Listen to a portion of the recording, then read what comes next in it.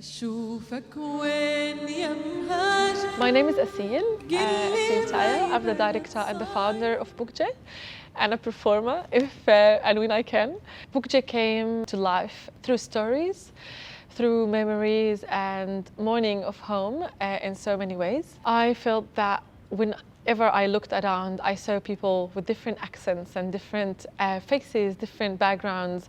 And I was always inspired of what did these people bring when they first came here. I grown up watching our people and my people leaving home and stories of theirs in different camps around the world.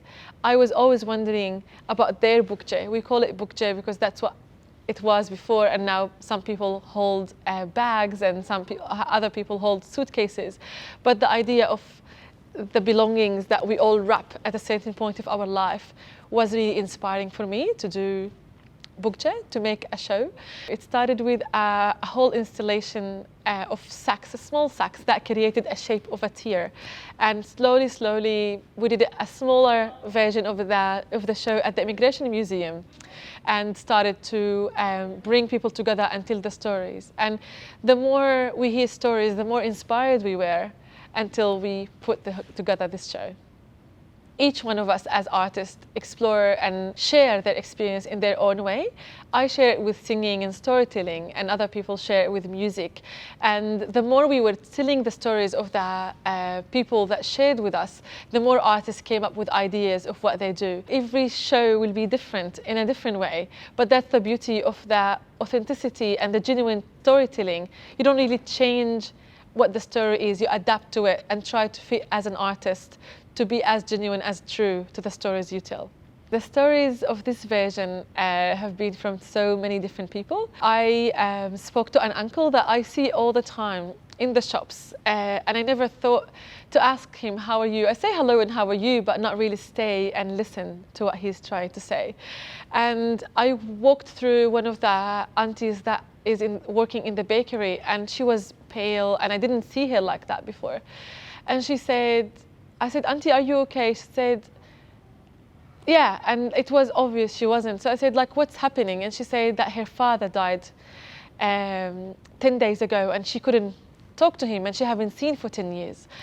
And she was telling me more of that story, and I was crying and saying, like, I wish I cannot not go back home. If, like, after 6 months, I'm like, too much, like, I just have to go home. So what happened to this woman that just came here as a refugee, and she couldn't go back because she couldn't afford it, coming with a big family and could hardly make it.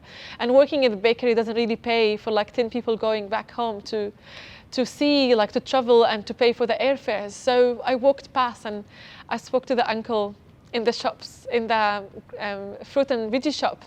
I said, like, this auntie broke my heart. And one of the other guys said, you didn't hear uncle's story.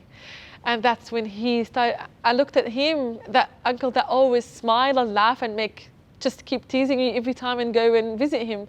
And suddenly the stories came, and like more and more stories, you know, were told. And I was like, oh my God, like, people think we really have a choice.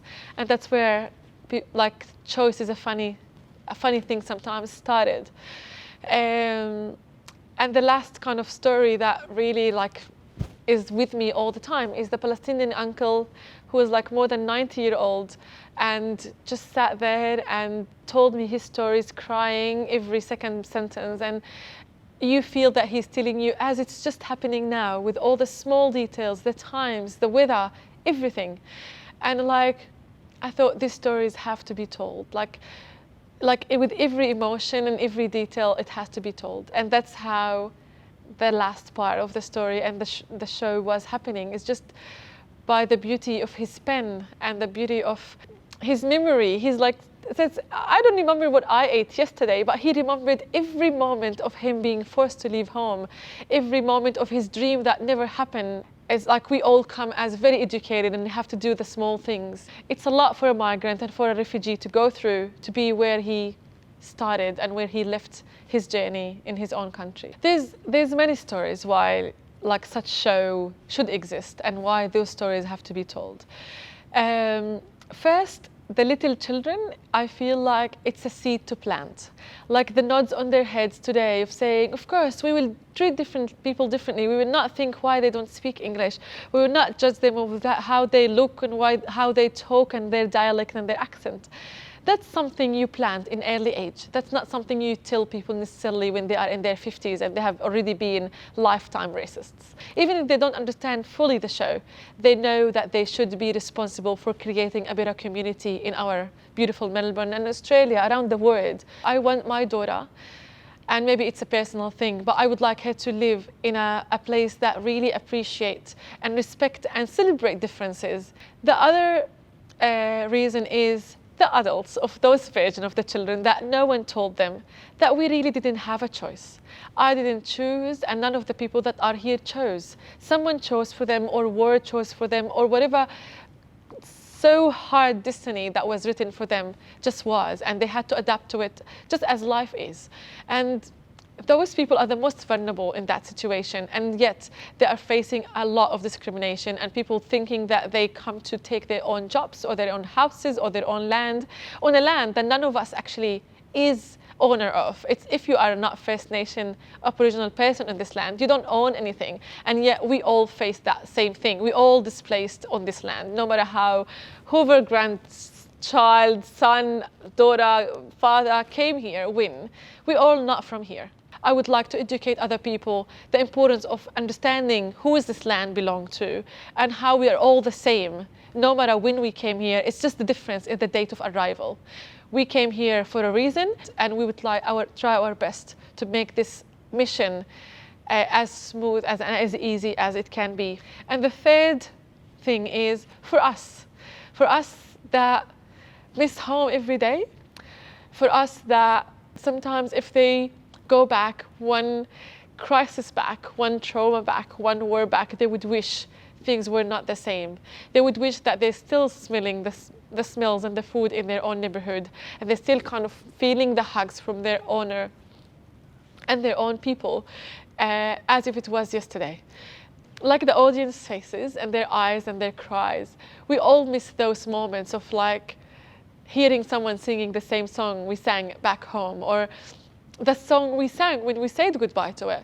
These are important moments that we sometimes, even if we don't want to remember it, we kind of interestingly enjoy the sadness of remembering them. These people need us to support and to kind of be there to tell the stories that they couldn't tell in their broken English or in their kind of too traumatized spaces. But they're so proud to see it on stages told by the people that honor it and celebrate it. This adaptation just shows that we can also, outside of the show, adapt to other people's culture and honor it and celebrate it. My journey started in Australia almost 8 years ago when I first came here. My journey started because I couldn't be back home as an artist, as a different person to what artists and a hijabi and a Muslim and an Arab can be.